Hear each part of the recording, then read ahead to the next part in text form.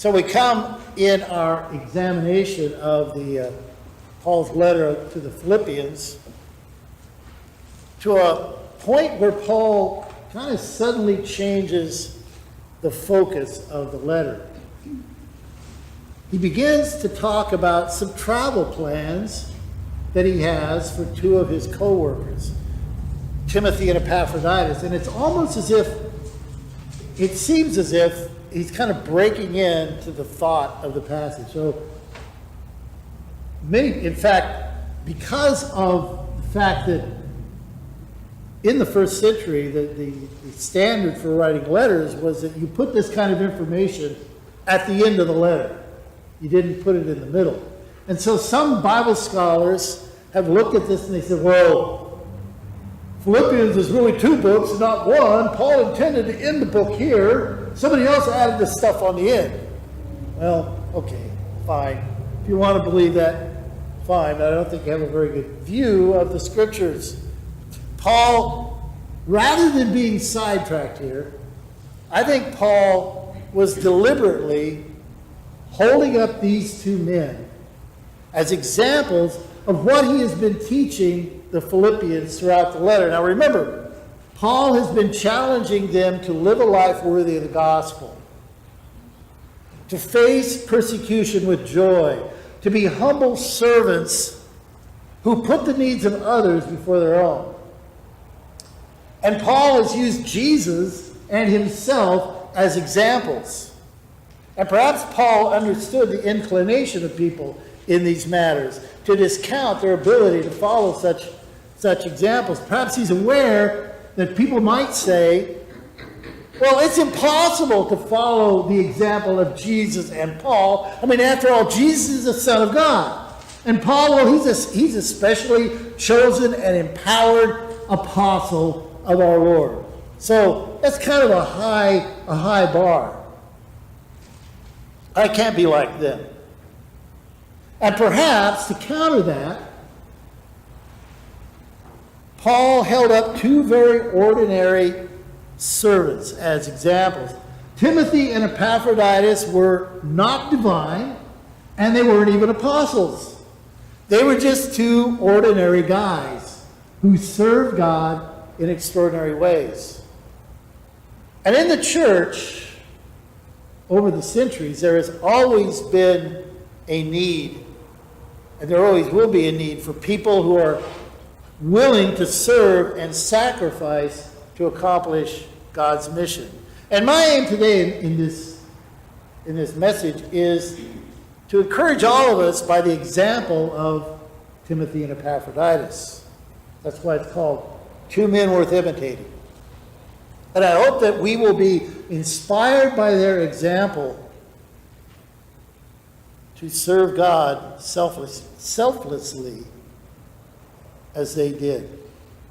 Now, before we look more closely at these two individuals, let's remind ourselves of the situation that Paul was in at the time. Paul is under house arrest in Rome, awaiting the opportunity to bring his case before Caesar. And depending upon the outcome of his appeal, he hopes to be able to return and visit Philippi again. But in the meantime, Paul is determined to send Timothy to them because he wants to get news back from them, their response to what he has told them in this letter. And he also wants to send them news about himself. But his problem, he doesn't know how his situation is going to turn out. And so he's waiting to find out how his appeal is going to go so that when Timothy goes to Philippi, he will be able to tell them, well, Paul was released or Paul was condemned. So he decides, I'm going to keep Timothy here, but for the good of this church, I'm going to send Epaphroditus with the letter to them.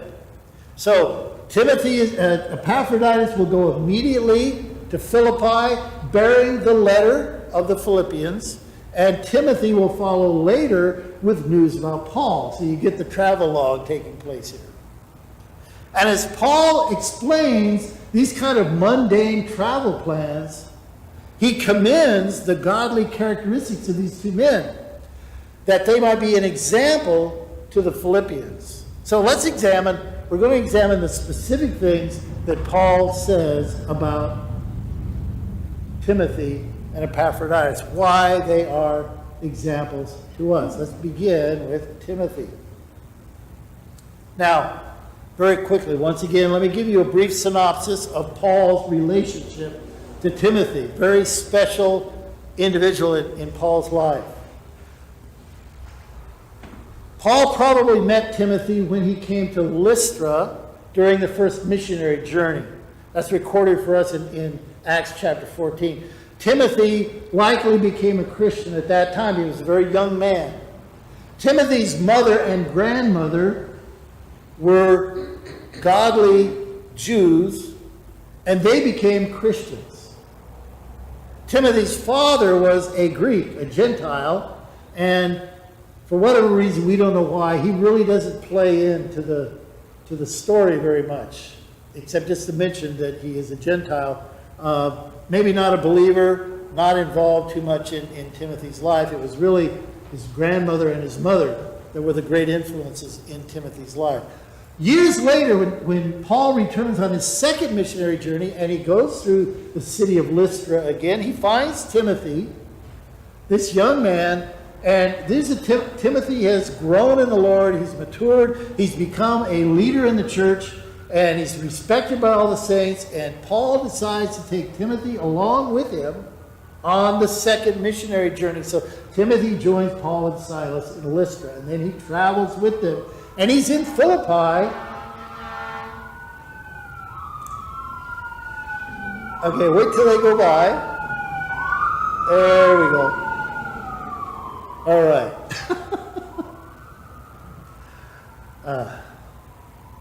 He's with Paul in Philippi when the church is founded. That's what it was.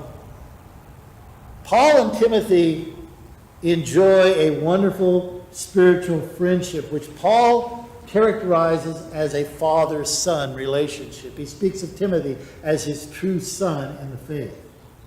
So let's look at how Paul describes Timothy to the Philippians. First, he describes Timothy as a sympathetic man. Here's what he said in verse 20. I have no one else like him who will show genuine concern for your welfare. Timothy cared about the people in Philippi. He really cared. It wasn't just a put-on. He wasn't concerned about what he could get or what he could gain from them. He was concerned about their needs. He was genuinely concerned about the interest of others. Paul says that he had no one like him. All the people that were around Paul, all the Christians in the Roman church, all that, he says, no one's like Timothy. That is high praise indeed. I mean, imagine, we could hope that that would be said of us. And it would be great if it were true as well. How genuine is our interest in the concerns and the interest of other people? The people of our community, the people in our family, the people in our church family. True servants of God are sympathetic toward the needs of others and caring toward others. He describes Timothy as a selfless man in verse 21. Here's what he said. For everyone looks out for their own interest, not those of Jesus Christ.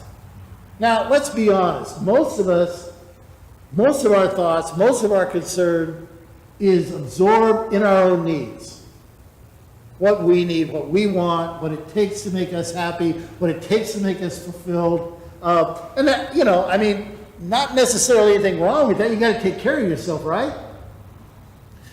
But unfortunately, many of us look no further than our own needs. I mean, when we started the Philippians study, remember I quoted that study from the Barna group, who said that most Christians when they're asked what the purpose of the church is, their answer is to serve my needs. To serve my needs. Timothy is not like that. It's not about his needs. Timothy's primary interest was in Jesus Christ and in the program of Jesus Christ. His second interest was the needs of others, and his third interest was himself. And look, isn't that exactly what Paul had encouraged the Philippians, the attitude, the courage Paul had encouraged the Philippians to have in verse 4 of chapter 2? He says, not looking to your own interest, but each of you to the interest of the others. So Timothy is put up here as an example of somebody who lives that out. That is his lifestyle. That is his attitude. Not looking to his own interest, but concerned about the interest of others. Thirdly, so Paul also describes Timothy as a seasoned man. He writes this, "But you know that Timothy has proved himself, because as a son with his father, he has served with me in the work of the gospel." You know, it's a wonderful thing when someone is a tested servant. When someone has gone through it and has proved faithful in the ministry, and Timothy had done that. Trust me, it was not easy to be a companion of Paul. Because, I mean, there's a passage in Corinthians where it describes all of the stuff that Paul went through, you know, being beaten with rods and whips and in the cold and in the heat and in hunger and thirst and being shipwrecked. And he goes on in this long description. And Timothy was with him that whole time. He had been through it with Paul. He had experienced, and he had proved himself worthy. He had proved himself faithful. And, you know, when Timothy began, he was like everybody else. He was just a beginner. He was a rookie. But he stuck with it. He saw it through. And now Timothy had become a seasoned veteran and was worthy of greater responsibility. So where are we in our service to the Lord? Are we still just rookies, just kind of playing around in the shallow end of the pool? Or have we become veterans? And the more seasoned we become, the more experienced we become, the more useful we become to the Lord. That's why Paul told the Philippians to work out their salvation, to work toward maturity and completeness.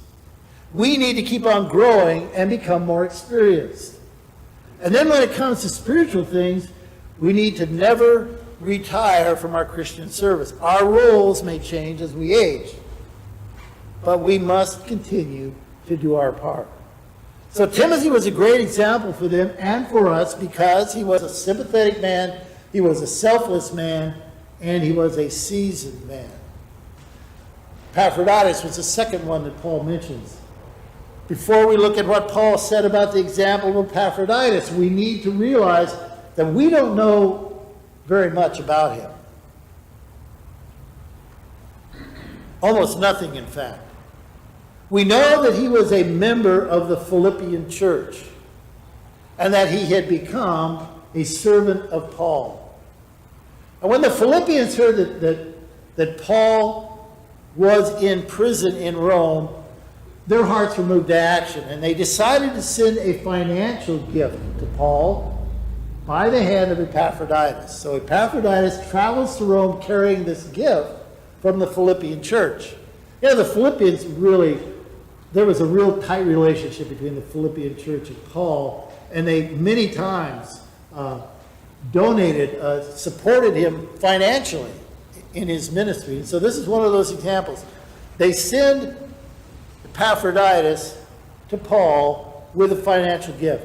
But in addition to being the bearer of a financial gift, their intention was that Epaphroditus would stay in Rome and serve Paul as kind of his aide.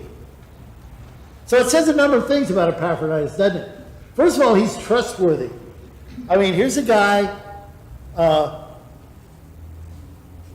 who can be trusted to travel a long distance with somebody else's money. They gave him the offering, and they said, take it to Paul, and they knew it was going to get there. Epaphroditus was a trustworthy individual. It also says that Epaphroditus was a brave, courageous person.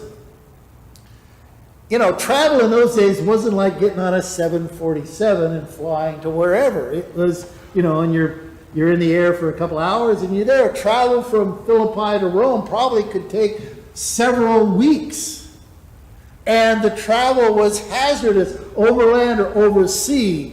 However you went, it was not an easy task. And so just to travel took courage back in those days. And it took courage to be associated with Paul because, well, think about it. If Paul was condemned, then maybe Epaphroditus would be condemned by association. So, he's trustworthy and he's courageous. And he travels to Rome to Paul with a gift. But he becomes ill, seriously ill, and he almost dies. We don't know whether that happened on the trip or whether it happened after he arrived. And the news of his illness had gotten back to Philippi. And they were concerned about Epaphroditus, not only for his life, but for other things as well. There may have been some doubts about Epaphroditus among the Christians at Philippi. You know, we wanted him to help Paul, but instead he's become a burden. Maybe we should have sent someone else. And if Paul sends Epaphroditus back, maybe the people are going to feel like, well, he sort of failed, you know, in his mission. He was supposed to stay with Paul, and you know, he became homesick or whatever, and Paul had to send him home. And to sidetrack that or to, you know, cut that off at the pass, Paul shares some remarkable statements of commendation for Epaphroditus. So here we go. Let's see what Paul had to say about Epaphroditus.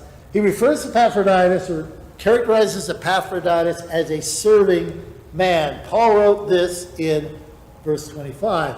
But I think it is necessary to send back to you Epaphroditus, my brother, co-worker, and fellow soldier, who is also your messenger, whom you sent to take care of my needs. So Epaphroditus was an active servant. In relation to Paul, he says, he was my brother. He refers to him as a brother. In relation to the ministry, he says he was a fellow worker, a busy worker. And in relation to the spiritual warfare that was taking place, he was a soldier in the trenches. You know, the relationship of soldiers that fight side by side in combat, very special. And here we have an example of this. He's like someone who's fought by my side in the trenches. Additionally, Epaphroditus was a messenger and a minister for the Philippians. The word messenger there is the word apostolos, which is the word we translate apostle. Now, he's not an apostle like Paul or Peter, but he's an apostle in the sense that he's a messenger of the Philippians. He's the Philippians' apostle, messenger to Paul. So that's quite a list of job titles, isn't it? Which means that Epaphroditus was quite a man. And the ways that you and I serve, I hope it's a long and significant list. And hopefully that we each are great servants, just as Epaphroditus was. He continues and he describes Epaphroditus as a sensitive man. Verse 26, he says, for he longs for all of you and is distressed because you heard he was ill. Now, Epaphroditus was the one who had been sick. And yet he's concerned about the Philippians because he knows they'll be worried about him because they heard he was sick. Now, how many times have you been concerned about somebody else being worried about you? I got to admit, not much, not very often. It's usually, I'm worried about you, but I don't really care if you're worried about me. In fact, if you're worried about me, that's kind of, They worry about me. Oh, that's great. But Epaphroditus is concerned about them and their distress. The word that Paul uses here to describe Epaphroditus' distress for the Philippians refers to great anxiety, and the only other place it's used in the New Testament is to describe the distress of Jesus in the Garden of Gethsemane, where he sweat drops of blood. So Epaphroditus is a man who is sensitive to the feelings and the needs of others. Christianity is a religion of the heart. And godly men and women are to have sensitive hearts and to be burdened for others. So he describes him as a sensitive man, a serving man, and a sensitive man, and he describes Epaphroditus as a sacrificial man. Paul wrote this in verses 29 and 30. So then welcome him in the Lord with great joy and honor people like him, because he almost died for the work of Christ. He risked his life to make up for the help you yourselves could not give me. I already mentioned, for Epaphroditus to leave Philippi, to go and serve Paul in Rome, included a lot of danger and called for a lot of sacrifice. When Paul said that Epaphroditus risked his life, it's actually a gambling term. It's the only place it's used in the New Testament where it refers to risking everything on a roll of the dice. Isn't it strange that Paul would use a gambling term? I don't know, it just strikes me as odd. But we're not talking about, the experience of going to a casino. But we're talking about the kind of reckless courage that we should have in serving the Lord. We need to be all in our service.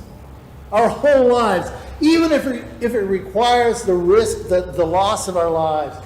Epaphroditus was a risk taker. I got to admit, I'm a little risk averse. I don't like taking risks. I'm not comfortable with that. But sometimes serving the Lord involves taking a risk. And Epaphroditus took the risk, put his life on the line to serve, and it almost cost him his life. But Epaphroditus could do that because he knew his life is not his own. He'd been bought with a price. He belonged to Jesus Christ. So Epaphroditus is to be, there are lots of ways to sacrifice ourselves in the service of the Lord. It could include the sacrifice of our time and effort. It could include the sacrifice of shouldering responsibility. It could mean the sacrifice of our money and possessions. But whatever the sacrifice, it's always worth it. It's always worth it. The payoff is always greater than the risk. Epaphroditus is to be commended and imitated for his sacrificial service. Now, there is a great need in the church for the people of God to serve and to sacrifice for the Lord. And I hope that all of us have been encouraged and inspired by the examples of Timothy and Epaphroditus. These two men were just ordinary guys, just like us, and yet they strove to be sympathetic and sensitive, to be selfless and serving, to be sacrificial and seasoned servants of God. And because of their commitment, God was able to work through them to his glory and for the good of the church. So I would just say, we need to follow their example. Let's stand for prayer.